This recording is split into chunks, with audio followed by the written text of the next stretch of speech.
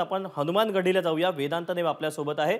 वेदांत, खरं तर हनुमानगढीच्या इथे जाऊन दर्शन घेतल्यानंतर पुढे रामलल्लाचं दर्शन घेण्याची प्रथा परंपरा आहे। त्यामुळे स्वाभाविकच सगळ्यांचं लक्ष लागलेलं असणार ते म्हणजे पंतप्रधान नरेंद्र मोदी हे उद्या हनुमानगढीवर आधी येतील, त्यानंतर ते दर्शन घेतील अशी माहिती देखील मिळते। आता हनुमानगढी जी आहे तिथे काय नेमकी तयारी पाहायला मिळते, काय नेमकं वातावरण आहे?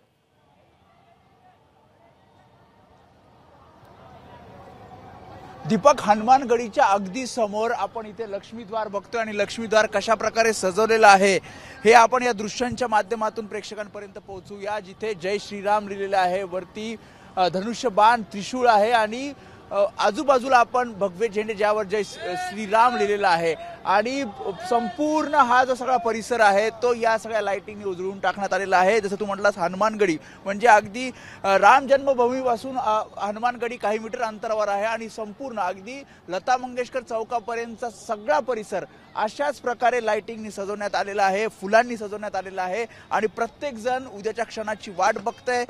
साधारणपणे दुपारनंतर जो मुख्य विधी प्राणप्रतिष्ठेचा असणार आहे त्याला सुरुवात होणार आहे आणि प्रत्येकाला प्रतीक्षा आहे। प्रत्येक जण वेगवेगळ्या राज्यातून इथे आलेला आहे। प्रत्येक जण इथे सुद्धा आपण बघतोय प्रत्येकाला सेल्फी काढायचा आहे, प्रत्येकाला हे सगळे फोटोज काढायचे आहेत, कारण ज्या प्रकारे अयोध्या नगरी पूर्णपणे सजवली गेलेली आहे प्रत्येकाला या सगळ्या मार्गावरून एकदा तरी एक फेरफटका मारता यावा त्या दृष्टिकोनाने हा सगळा विचार केला जातोय। मात्र सुरक्षा सुद्धा तेवढीच तैनात आहे, जागोजागी पोलीस आहेत आणि संपूर्ण ठिकाणी बॅरिकेडिंग केलेलं आहे आणि त्यामुळे ही रोषणाईच खरं तर सांगून जाते की अयोध्या नगरी कशा प्रकारे सजली आहे, कशा प्रकारे नटली आहे।